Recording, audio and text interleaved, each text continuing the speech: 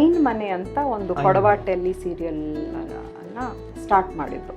So ಆ ಒಂದು ಸಿನಿಮಾದು grandeur ಅನ್ನ ಒಂದು ಟೆಲಿ ಸೀರಿಯಲ್ ಮೂಲಕ ತಗೊಂಡು ಬಂದು ಕೊಡವ ಕಲಾವಿದರಿಗೆ ಒಂದು ಒಳ್ಳೆಯ ವೇದಿಕೆ ಮಾಡಿಕೊಂಡ್ರು.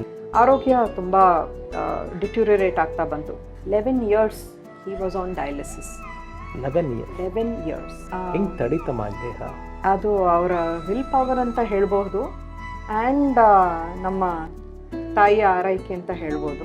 ಎಷ್ಟು ಸ್ಯಾಕ್ರಿಫೈಸ್ ಮಾಡಿದ್ದಾರೆ ಅಂತಂದರೆ ನೋಡಿ, ಕಾಳಿ ಇದು ಆಗಿ ಇದೆಲ್ಲ ಫೈನಾನ್ಷಿಯಲ್ ಕಮಿಟ್ಮೆಂಟ್ಸ್ ಅನ್ನೋದು ಲೈಫಲ್ಲಿ ಜಾಸ್ತಿ ಆಗೋದು ಸ್ಟಾರ್ಟ್ ಆದಾಗ ಫಸ್ಟ್ ಥಿಂಗ್ ಅವ್ರು ಎಷ್ಟು ಸ್ಟ್ರಾಂಗ್ ಅಂದರೆ ಫ್ಯಾಮಿಲಿನ ದೂರ ಇಟ್ಟರು. ಸೊ ಇಟ್ ಈಸ್ ಅವರು ಎಷ್ಟೋ ಜನಕ್ಕೆ ಒಂದು ದಾರಿ ಮಾಡಿಕೊಟ್ಟಿದ್ದಾರೆ ಅಂತ ಹೇಳ್ಬೋದು. ಆ್ಯಂಡ್ ರಘು ಸರ್ದು ಆ್ಯಕ್ಟಿಂಗ್ ಕೆರಿಯರ್ ಓಪನ್ ಆಯಿತು.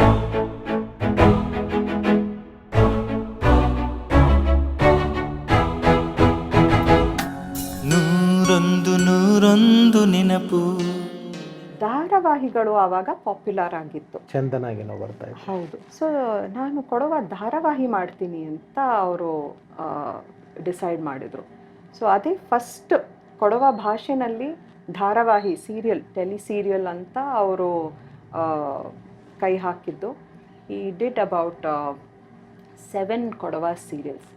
ಐನ್ ಮನೆ ಅಂತ ಒಂದು ಕೊಡವ ಟೆಲಿ ಸೀರಿಯಲ್ ಅನ್ನ ಈ ಸ್ಟಾರ್ಟ್ ಮಾಡಿದರು. ಸೊ ಅದಕ್ಕೆ ಅದೇ obviously we will need some sponsors. So ಅಲ್ಲಿ ಯಾರ್ಯಾರು ಕಾಂಟ್ಯಾಕ್ಟ್ಸ್ ಇದ್ದರು ಅವ್ರನ್ನೆಲ್ಲ ಕಾಂಟ್ಯಾಕ್ಟ್ ಮಾಡಿ, so he gathered resources and ಇದಕ್ಕೆ ಕೈ ಹಾಕಿದರು. ಸೊ ಐನ್ ಮನೆ ಅಂದರೆ ನಮ್ಮ ದೊಡ್ಡ ಮನೆ ಅಂತ ಹೇಳ್ಬೋದು, ಆನ್ಸೆಸ್ಟ್ರಲ್ ಹೌಸ್ ಅಂತ ಹೇಳ್ಬೋದು. ಸೊ ಅದಕ್ಕೆ ಆ ಹೆಸರು ಅನ್ನು ಇಟ್ಕೊಂಡು ಟೆಲಿ ಸೀರಿಯಲ್ನ ಡೈರೆಕ್ಟ್ ಮಾಡಿದರು, ಪ್ರೊಡ್ಯೂಸ್ ಮಾಡಿದರು. ಆ್ಯಂಡ್ ಅದಕ್ಕೆ ತುಂಬ ಒಳ್ಳೆ ರೆಸ್ಪಾನ್ಸ್ ಬಂತು.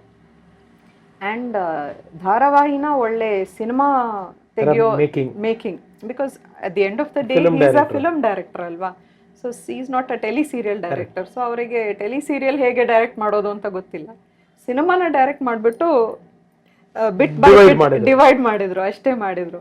ಸೊ ಆ ಒಂದು ಸಿನಿಮಾದು ಗ್ರ್ಯಾಂಜರ್ ಅನ್ನ ಒಂದು ಟೆಲಿ ಸೀರಿಯಲ್ ಮೂಲಕ ತಗೊಂಡು ಬಂದು ಕೊಡವ ಕಲಾವಿದರಿಗೆ ಒಂದು ಒಳ್ಳೆಯ ವೇದಿಕೆ ಮಾಡಿಕೊಟ್ರು.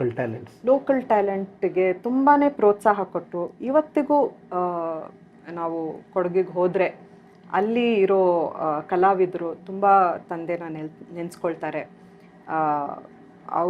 ಅವರಿಂದ ನಾವು ಎಲ್ಲ ನಮಗೆ ಈ ಸಿನಿಮಾದು ಇದು ಬಂದಿರೋದು ಅಂತ. ಈಗಷ್ಟೇ ಏನು ಹೇಳೋದು, ಸ್ಟೇಟ್ ಅವಾರ್ಡ್ಸು, ನ್ಯಾಷನಲ್ ಅವಾರ್ಡ್ಸ್ ಎಲ್ಲ ಗೆದ್ಕೊಂಡು ಬಂದಿದ್ದಾರೆ. ನಮ್ಮ ಡ್ಯಾಡಿ ಲೈನಲ್ಲಿ ವರ್ಕ್ ಮಾಡಿರೋರು ಎಲ್ಲ. ಅಪ್ಪಗೆ ಯಾವುದು ಅವಾರ್ಡ್ಸ್ ಬಂದಿಲ್ಲ? ಅಪ್ಪಗೆ ಪುಟ್ಟಣ್ಣ ಕಣಗಾಲ್ ಪ್ರಶಸ್ತಿ. ದ್ಯಾಟ್ ವಾಸ್ ಹಿಸ್ ಏನು ಹೇಳೋದು, ಒಂಥರ ಡ್ರೀಮ್ ಅವಾರ್ಡ್ ಅಂತ ಹೇಳ್ಬೋದು. ಪ್ರತಿಯೊಂದು ಡೈರೆಕ್ಟ್ರಿಗೂ ಪುಟ್ಟಣ್ಣ ಕಣಗಾಲ್ ಪ್ರಶಸ್ತಿ ಇಸ್ ದ ಬೆಂಚ್ ಮಾರ್ಕ್ ಅಲ್ವಾ. ಸೊ ಅವರಿಗೆ ಆ ಪ್ರಶಸ್ತಿ ಸಿಕ್ಕಿದಾಗ ತುಂಬಾ ಖುಷಿ ಪಟ್ಟರು.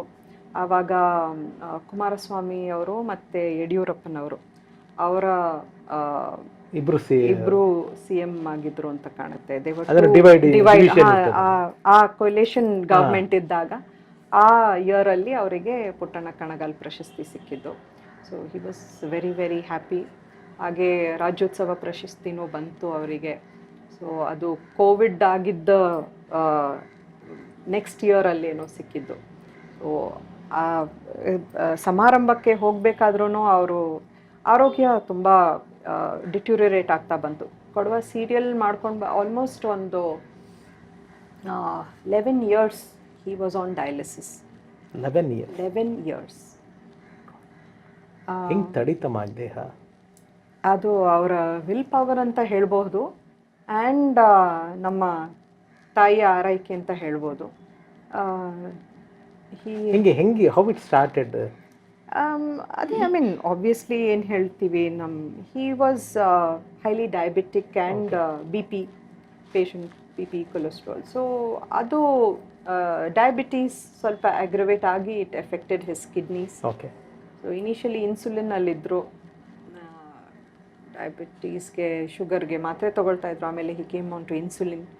ದೆನ್ ಕಿಡ್ನೀಸ್ ಕೈ ಕೊಡ್ತು. ಆವಾಗ he had to get on to dialysis. So ಅವರು ಕೊಡುವ ಸೀರಿಯಲ್ಸ್ ಸ್ಟಾರ್ಟ್ ಮಾಡಿ ಒಂದು ಒಂದು 7 ಸೀರಿಯಲ್ಗಳು ಮಾಡಿದರು, ಫಿನಿಶ್ ಮಾಡಿದ್ರು. ಹಾಂ, ಐನ್ ಮನೆ ಅಂತ ಫಸ್ಟ್ ಸೀರಿಯಲ್ಲು, ಆಮೇಲೆ ಗೆಜ್ಜೆ ತಂಡು ಅಂತ ಒಂದು, ಓಕೆ, ಆಮೇಲೆ ಪೊಂಬೊಳಚ ಅಂತ. ಪೊಂಬೊಳಚ ಅಂದರೆ ಒಂದು ನಮ್ಮ ಲ್ಯಾಂಪ್ ಪೊಂಬೊಳಚ. ಆಮೇಲೆ ನಂಗ ಕೊಡವ ಅಂತ, ನಾವು ಕೊಡವರು ಅಂತ. ಹಾಂ, ಜನ್ಮಭೂಮಿ ಅಂದರೆ ನಮ್ಮ ಭೂಮಿ ಅಂತನಾ? ಹಾಂ, ಜನ್ಮಭೂಮಿ ಅಂದರೆ ನಮ್ಮ ಆನ್ಸೆಸ್ಟ್ರಲ್ ಪ್ರಾಪರ್ಟಿ ಲ್ಯಾಂಡ್. ಸೊ ಅದು ನಮಗೆ ನಮ್ಮ ಅಜ್ಜಂದ್ರಿಂದ ಬಂದಿರೋ ಪ್ರಾಪರ್ಟಿ. ಅದನ್ನು ಆ್ಯಕ್ಚುಲಿ ನಾವು V cannot cell that property. Okay, because it is an ancestral property, heritage. ಹಾಂ, ಸೊ ಅದಕ್ಕೆ ಜಮ್ಮ ಅಂತ ಅದಕ್ಕೆ ಹೆಸರು. ಸೊ ಜನ್ಮಭೂಮಿ ಅಂತ. ಸೊ ಹಾಗೆ ನಮ್ಮ ಆ ಥರ ಒಂದು 5 ಸೀರಿಯಲ್ಗಳನ್ನ ಮಾಡಿದರು. ಆ್ಯಂಡ್ ಅದರಲ್ಲಿ ತುಂಬ ಆರ್ಟಿಸ್ಟ್ಗಳಿಗೆ ಅವಕಾಶ ಮಾಡಿಕೊಟ್ರು. ಆ್ಯಂಡ್ ಅವರಿಗೆ ಒಂದು ಅವರ ಟ್ಯಾಲೆಂಟನ್ನು ತೋರಿಸ್ಕೊಳ್ಳೋಕ್ಕೆ ಒಂದು ಒಳ್ಳೆ ವೇದಿಕೆ. ಇಲ್ಲಾಂದರೆ ಅವರು ಅಲ್ಲೇ ನಾಟಕಗಳು ಅದರಲ್ಲೇ ಅವರು ಬಂಧವಾಗಿದ್ದರು. ಆ್ಯಂಡ್ ಇದರಲ್ಲಿ ಅವರಿಗೆ ಒಂದು ಸ್ಟೇಜ್ ಸಿಕ್ತು, ಅವರ ಒಂದು ಟ್ಯಾಲೆಂಟನ್ನು ತೋರಿಸ್ಕೊಳ್ಳೋಕ್ಕೆ. ಜನರು ಅವ್ರನ್ನ ನೋಡಿ ರೆಕಗ್ನೈಸ್ ಮಾಡೋಕ್ಕೆ ಶುರು ಮಾಡಿದ್ರು. ಸೊ ಯಾವುದೇ ಒಂದು ಆರ್ಟಿಸ್ಟಿಗೆ that is what is the main thing ಅಲ್ವಾ, that is the boost. So ಹಾಗೆ ಆ ಮೋಟಿವೇಶನಲ್ಲಿ ಎಷ್ಟೋ ಜನ ಅದೇ ಲೈನಲ್ಲಿ ಕಂಟಿನ್ಯೂ ಆದರು. ಆ ಲೈನಲ್ಲಿ ಸಿನಿಮಾಗಳು ಇವಾಗ ಪ್ಯಾರಲಲ್ ಸಿನಿಮಾ ಮಾಡಿಕೊಂಡು ಅವಾರ್ಡ್ಸ್ಗಳನ್ನ ಗೆಲ್ತಾ ಇದ್ದಾರೆ. ಸೊ ಹಾಗಾಗಿ it is follow the leader ಅಷ್ಟೇ. ಹಾಂ, ಸೊ ಇಟ್ ಈಸ್ ಅವರು ಎಷ್ಟೋ ಜನಕ್ಕೆ ಒಂದು ದಾರಿ ಮಾಡಿಕೊಟ್ಟಿದ್ದಾರೆ ಅಂತ ಹೇಳ್ಬಹುದು. ಅಂಡ್ ರಘು ಸರ್ದು ಆಕ್ಟಿಂಗ್ ಕೆರಿಯರ್ ಓಪನ್ ಆಯ್ತು. ಶಿವಸೇನೆಯ ಸಿನಿಮಾದಲ್ಲಿ ನೋಡಿ, ಎಲ್ಲೋ ಒಂದ್ ಕಡೆ ಆಕ್ಟರ್ ಆಗ್ಬೇಕು ಅಂತ ಅವ್ರು ಚೆನ್ನೈಗೆ ಹೋದವರು, ಡೈರೆಕ್ಟರ್ ಆದ್ರು. ಬಟ್ ದೇವ್ರ ಅವಕಾಶ ಕೊಟ್ಟ ಅವ್ರಿಗೆ ಆಕ್ಟರ್ ಆಗಿ. ಅದು ಯಾವುದು ನಮ್ಮ ಶಿವಸೈನ್ಯ ಇರ್ಬೋದು, ಇಲ್ಲ ಅಗ್ನಿಸಾಕ್ಷಿ ಇರ್ಬೋದು, ಸಾಕಷ್ಟು ಸಿನಿಮಾಗಳಲ್ಲಿ ರಘು ಸರ್ ನಡೆಸಿದ್ರು. ಟಿಪಿಕಲ್ ಆಗಿತ್ತು. ವೀರಬಾಹು, ದುನಿಯಾ ವಿಜಯ್ ಅವ್ರ ಜೊತೆ. ಸೊ ಅವ್ರು ಆ ಆಕ್ಟಿಂಗ್ ಕೆರಿಯರ್ ಫುಲ್ಫಿಲ್ ಮಾಡ್ಕೊಂಡ್ರು.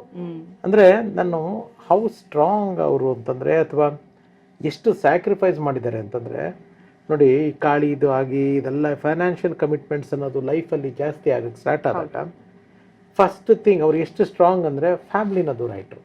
ನೀವು ಇಲ್ಲಿರೋದು ಬೇಡ, I will face whatever it comes. ಹೆಣ್ಮಕ್ಳು ಇರಬೇಕಾದ್ರೆ ಯಾರ್ಯಾರೋ ಮನೆಗೆ ಬರೋದು ಗ್ರೇಟ್ ಅಲ್ಲ ಮಾಡು. ಅವರು ಮನೇಲೂ ಯಾರನ್ನೂ ಎಂಟರ್ಟೈನ್ ಮಾಡ್ತಾ ಇರಲಿಲ್ಲ. ಅವರು ಆವಾಗ ಗಾಂಧಿನಗರದಲ್ಲಿ ಬ್ರಾಡ್ವೇ ಅಂತ ಒಂದು ಹೋಟೆಲ್ ಇತ್ತು. ಬ್ರಾಡ್ವೇನಲ್ಲಿ ಒಂದು ಖಾಯಂ ರೂಮ್ ಇರ್ತಿತ್ತು ಅವ್ರದ್ದು.